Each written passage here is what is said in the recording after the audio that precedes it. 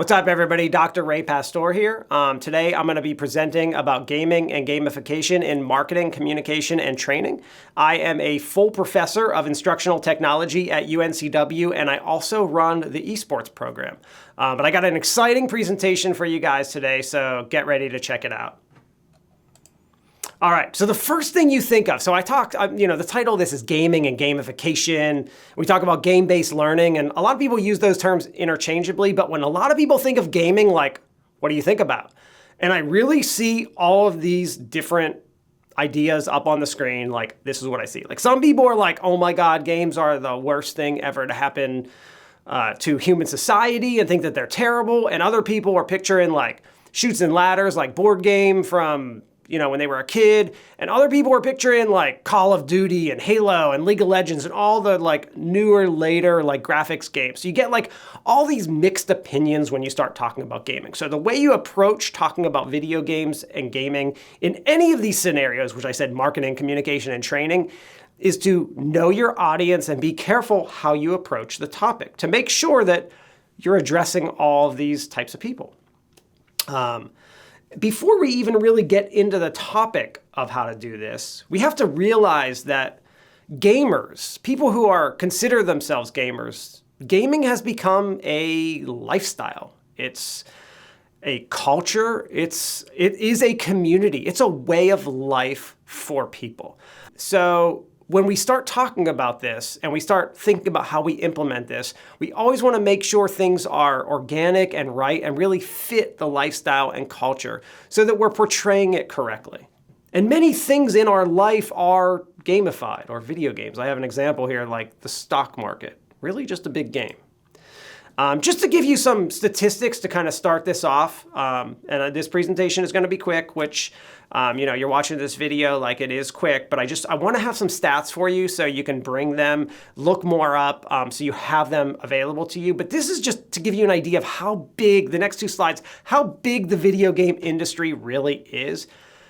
This is how many people are watching, not playing. This is how many people are watching video games.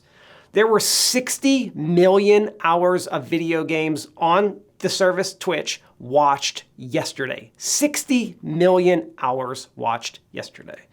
Yeah, that's kind of crazy. Total hours watched in May, 1.7 billion hours watched. 1.7 billion hours, that's not people playing. That's people watching video games. Just to give you an idea of like how big of a cultural impact this really is. Gaming is a $180 billion industry. That's bigger than music and movies combined. Bigger than music and movies combined. That is a ginormous statistic, like almost an unbelievable statistic. That's how big video games are. So when I say they're a culture, when I say it's a lifestyle, I'm not messing around.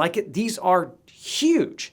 90% of kids play video games regularly. I know if we're just looking at my 3 kids that I have at home, that's 100% of all 3 of them are playing video games regularly, as well as all their friends. Average video gamer's 34 years old. Really. Video games are not just for little kids. They are for adults. I won't say my age, but I'm a gamer. 60% of Americans play video games. 45% of gamers are women. This is not like a gendered thing whatsoever. Everyone. These are for everyone. And final stat that I have here up on the screen is that streaming services like Twitch and YouTube Gaming have more subscribers than HBO, Netflix, any of the streaming services. Like, it is so big and popular. Just crazy when you start thinking about all this, wrapping those stats numbers around your head, it becomes overwhelming. All right, really quick. I want to make this a little educational and have some research. As always, as a professor and researcher, I always try to pull in research to everything I'm doing to back up my points. But what we have found when we implement gaming into gaming or gamification, I should be careful about those terms, or game-based learning, and I'm going to talk a little bit about the differences between those as we move forward in this. When we implement these into educational environments, or into corporate organizations and environments, or into things like a marketing strategy, here's what we have found they can do. They can increase engagement, retention, and motivation. They lead to behavioral engagement, satisfaction, happiness, sense of fulfillment when people do things. I'm going to show you examples of that, so we're going to get there. They also lead to inclusion. What happens is people who are gamers sometimes feel left out, by including games into your organization, including games into your training. It really can start including that community and make them feel welcome. Because what it does is it brings everyone to the table. It puts everyone in an equal playing field, puts everyone there, and gets them all doing so. It's like, you can think of it when I say it's gaming as an inclusion of that community. It's like a team building exercise, getting everyone together and working together. That's how it does it. All right. And I have you can pause this video and look at those statistics if you would like to. Actually look at these studies. I just have them up on the screen for your reference. All right. So the ways that we're going to look at implementing games or gamification or game-based learning, whatever you want to call it, we're going to talk about those differences, as I said, into an organization, into training, into marketing, into communication, into an educational institution. I have what's called the levels of gaming. I have numerous videos on this topic talking about the different levels of gaming, but this specific video is on the levels of game implementation into an organization for various purposes. Regardless of your purpose, if you're a marketing person, you're watching this with marketing on the back of your mind. If you're a training person, training in the back of your mind. So, know you in the back of your mind what you're watching this for. And where does your strategy fit? So the levels are level 1. These are in order of basically simple to implement to more complicated or more costly. Level 1 is enhancing and interacting with content. Enhancing and interacting, adding game strategies to content. Level 2 is using proprietary and commercial games for organizations. And level 3 is advertising and sponsorship, competition. So there are 3 different levels of implementation, game implementation into an organization, training, or marketing strategy. All right, level 1. Level 1 is enhancing and interacting with content. I realize I got a bunch of words on the screen. I'm not a big fan of words on the screen, but I'm going to go through just some of these. All right. So level 1, when we say the word gamification, this is level 1. Level 1 is taking something that is not meant for video games and implementing game-based strategies to it. Every single person watching this video has had some form of gamification their whole lives. For example, when you were in elementary school, there was a star chart or a chart with your name when you were good or bad, and you got to check gamification right there. That is a form of gamification. So some of the more common things that we do to incorporate games into places that they're not necessarily meant to be, which is called gamification, is we have things like badges where you can earn awards, badges. Think about and the example here, the workout apps, on my phone, when I walk my steps, Apple gives me an award, oh, you got the whatever, the walking award or the stand-up award or the running award or the lifting award, whatever it happens to be. That's a form of gamification, badges with gamification. We got rewards like gas cards, credit card points, points like Reddit, karma points. We got different kinds of avatars that people can create to make themselves look cool in their training system or in their system. Gratification, we've got likes and followers in social media. That's all gamification. Contests, challenges, different kinds of story and simulation type roles that companies can play, and just organization like time and schedule, Apple has screen time. I'm trying to beat, I want to have less screen time each week on my Apple Watch because it sends me a warning. Those are all examples of gamification and different ways. Let me show you some ways that companies have actually used this stuff. And I already mentioned how some are, but let's get a little more specific. So just some examples, Robinhood, created a game out of buying and selling stocks on their app. We can see on the lower left-hand corner here. And they got in trouble for that because it was illegal you're not allowed to make games out of the stock market because it causes people gambling addiction. So there were some problems with that, but it's a really cool concept. And then we got some of the other things. Progressive Insurance has been well known for implementing gamification strategies into their marketing and getting people involved. Lots of training systems, all the learning management systems that we have things where you're able to create avatars. You're able to give students badges and awards for turning things in, for doing different things, for making it through a lesson. You get a badge, you get an award. All those things offer that engagement, retention, and inclusion and motivation that you want so that people continue doing stuff. All right, that is level 1. Level 1 is really gamification, enhancing content that wasn't necessarily meant to have games. Here's some more, okay. Level 2, proprietary and commercial games. So level 2 is implementing either like you create a game or you use a game for your purpose. So I have some examples here up on the screen. So on the upper left-hand corner, we have Domino's Pizza, like a pizza making game where you can make your own pizza and people can vote on it, and whoever makes the coolest pizza, like they will like really do it. Like they'll like give you like the prizes and awards and a contest for people voting on like the coolest pizza that someone made.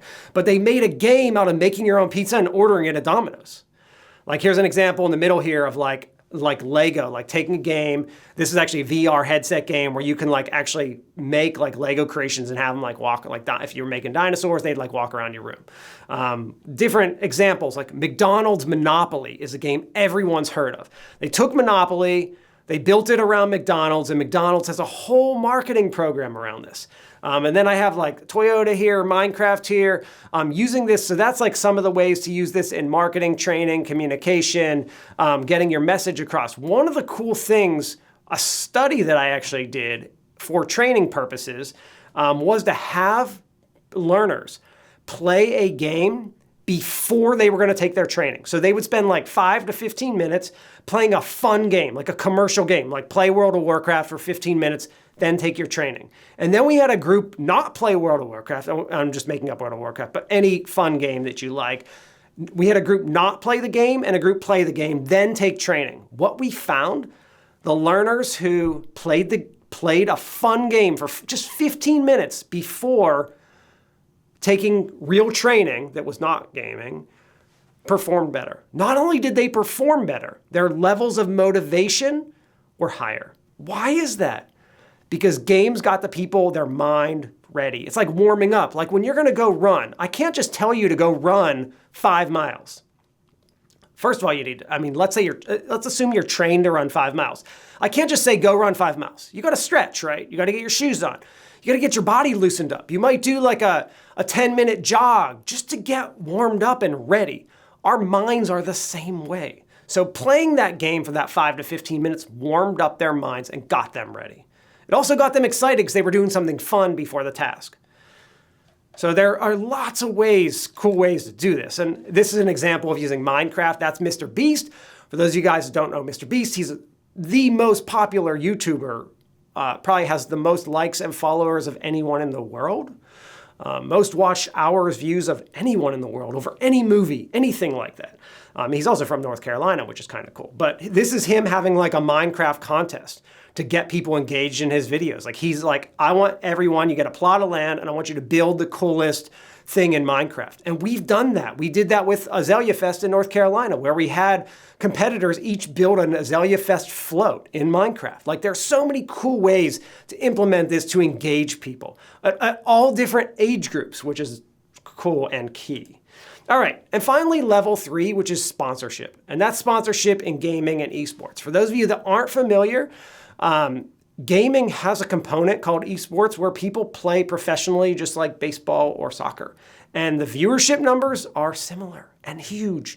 And it's a really big thing. So if you're not familiar with it, I totally tell you to look up more into that. Just to give you an example of who like sponsors and supports esports, it's every single company. Nike, McDonald's, the US military is big in esports. Mercedes-Benz, Coca-Cola, Pepsi, you name the company, they're probably sponsoring esports. So it's one of the ways. You can see here, I have a couple of different examples of advertising. This is to get like your brand out there.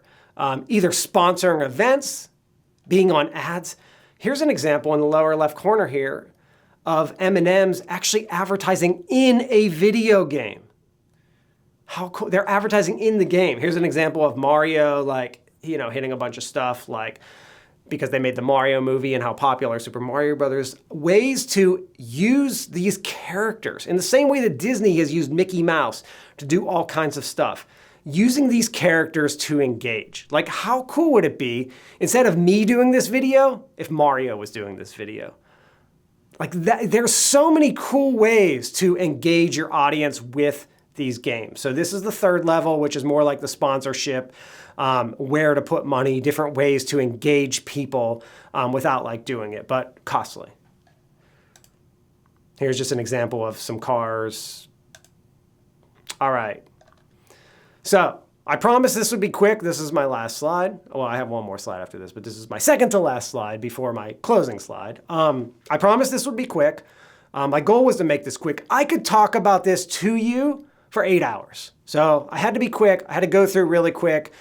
We got a lot more information out there about this kind of content. So if you're interested, always feel free to reach out to me, reach out to UNCW. We can tell you where this kind of more of this kind of content is.